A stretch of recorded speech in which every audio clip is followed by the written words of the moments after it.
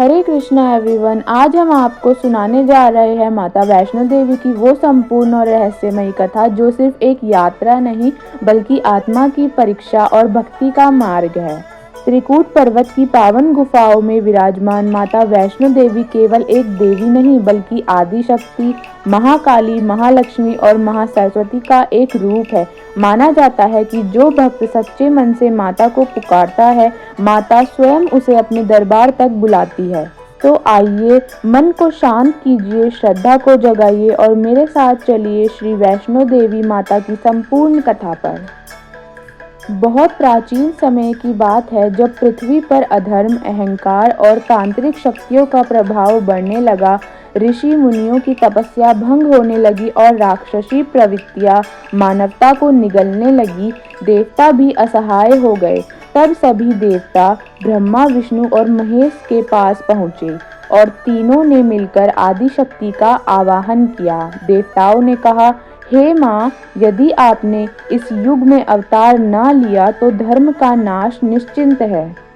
आदि शक्ति ने देवताओं की प्रार्थना स्वीकार की। उन्होंने कहा, मैं इस धरती पर कन्या रूप में अवतार लूंगी।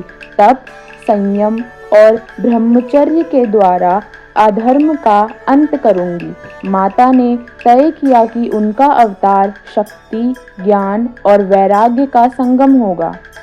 माता ने रत्नाकर ऋषि के आश्रम को अपना जन्म स्थान चुना। एक दिव्य प्रकाश के रूप में माता प्रकट हुई। यह कोई साधारण जन्म नहीं था। न शिशु रोई, न कोई कष्ट हुआ। आश्रम दिव्य सुगंध से भर गया। ऋषि समझ गए कि यह साधारण कन्या नहीं, स्वयं आदि शक्ति का अवतार है। बाल्यावस्था से ही कन्या में अद्भुत गुण थे। वेदों का ज्ञान, ध्यान और तप में रुचि, करुणा और वैराग्य। वह न खेलकूद में रमी, न सांसारिक आकर्षण में। ऋषि ने पूछा, तुम कौन हो पुत्री? कन्या मुस्कुराकर बोली, समय आने पर सब जान जाओगे। युवावस्था में माता ने कहा कि उन्हें त्रिकूट पर्वत पर जाकर तप करना है। त्रिकूट पर्वत इसीलिए चुना गया क्योंकि यह 3 पर्वतों का संगम था, 3 शक्तियों का प्रतीक था, महाकाली, महालक्ष्मी, महासरस्वती।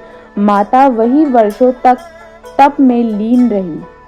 इसी समय एक तांत्रिक था, भैरवनाथ। उसने माता की तपस्या और शक्ति को महसूस किया। वह माता से प्रभावित नहीं बल्कि मोह और वासना से ग्रस्त हो गया। उसने माता से कहा, मुझसे विवाह करो, मैं तुम्हारी शक्ति को पहचानता हूँ। माता ने शांत स्वर में कहा, मैं ब्रह्मचारिणी हूँ, मेरा उद्देश्य विवाह नहीं, धर्म की रक्षा है। लेकिन भैरवनाथ का अहंकार जाग चुका था। भैरवनाथ माता का पीछा करने लगा। माता जानती थी यह केवल पीछा नहीं, भक्त और अहंकारी के बीच की परीक्षा है। माता आगे बढ़ती गई और जहाँ जहाँ रुकी वह स्थान तीर्थ बन गया। चरण पादुका। यहाँ माता ने पीछे मुड़कर देखा, आज भी वहाँ माता के चरण चिन्ह हैं। बाण गंगा।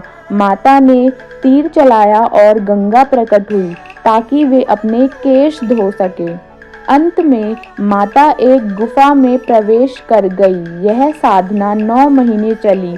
यह मानव गर्भकाल का प्रतीक है, आत्मा से पुनर्जन्म का संकेत है। जब भैरवनाथ गुफा में पहुंचा, माता ने महाकाली रूप धारण किया। एक ही प्रहार में भैरवनाथ का सिर अलग हो गया। मरते समय भैरवनाथ को ज्ञान हुआ। उसने क्षमा मांगी।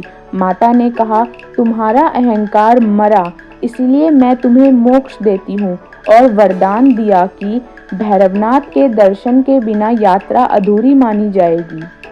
माता ने स्थायी रूप से पिंडी रूप में विराजमान होने का निर्णय लिया। 3 पिंडियां दर्शाती है, दाई ओर महाकाली, बीच में महालक्ष्मी, बाई ओर महासरस्वती।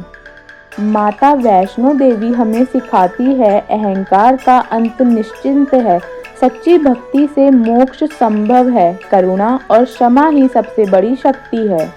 ये कथा हमें सिखाती है कि माता सिर्फ असुरों का वध नहीं करती बल्कि पश्चाताप करने वालों को मोक्ष भी देती है।